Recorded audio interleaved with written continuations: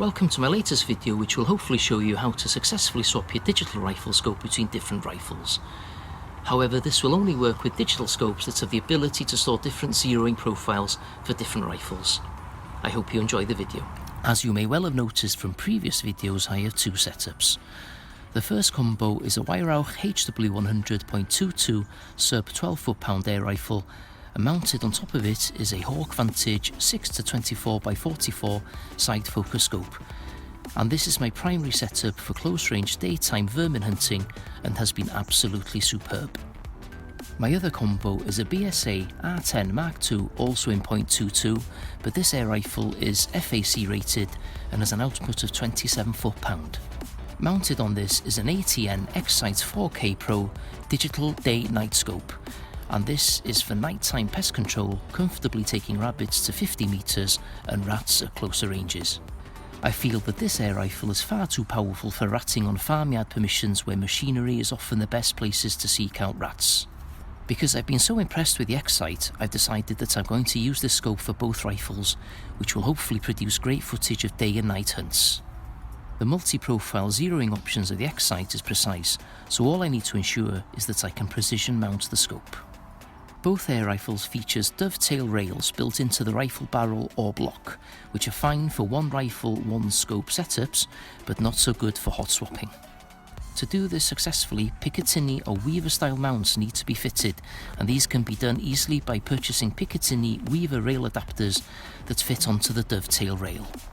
I bought Unique Fire Picatinny adapter rails from Amazon at just under £14 a piece, which isn't too shabby. Once fitted, these rails will provide accurate scope locking positions on both the rifles for the X-Sight, which should theoretically require no adjustment once the scope is set up on the rails. Right, let's get to work on these rifles. Firstly, I'm going to remove the Hawk scope from the HW100, and this is a simple job because I'm going to keep the scope and mount setup in case I decide to use this again on one of the rifles. Now to fit the Picatinny rail adapter. I'm going to fit it flush with the back of the rifle block. I've also bought a Filo torque screwdriver from eBay for £20. I think it's a must if you're constantly swapping a scope over from one rifle to the other to get accurate and consistent tension on the screws. The torque range for the screwdriver is between 1.5 and 3 Newton meters, just perfect for air rifles. I'm going to set the torque on the rail mounting screws at 3 Newton meters. Because this is a new setup, I've bought some quality Nico Sterling 30mm medium height mounts for just under £25 from Amazon. I didn't want to buy cheap mounts for a setup that needs to be robust and to last long term. Now to the tension setting on the mount ring screws. This is set to 2 Newton meters, enough to provide good tension, but not enough to strip or shear the screws. Remember that these are PCP air rifles, so the recoil forces are nowhere near as extreme as those of centerfire, rimfire, or even a spring-loaded air rifle for that matter. When setting the scope onto the Picatinny rail, I'll also be using 3 Newton meters as the tension setting on the scope mount screws. Now that the HW100 rifle setup is complete, let's move on to the R10.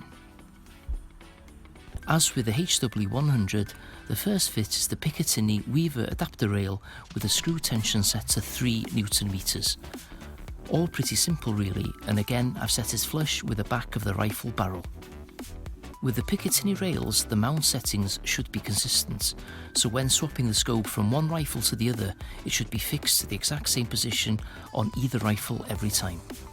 Everything is now set up to zero the scope, and hopefully once the profiles are all saved, it's just a matter of locking the scope into whichever rifle I want to use, take a few test shots, and away we go. I hope you found the video informative and helpful, and if you have anything you would like to add, please include it in the comment section below. Because with air rifle shooting, you can always learn new things, from beginners to experienced enthusiasts. Thank you once again for watching the video, and please click like if you've enjoyed the video, and subscribe to the channel if you enjoy these types of videos. See you soon.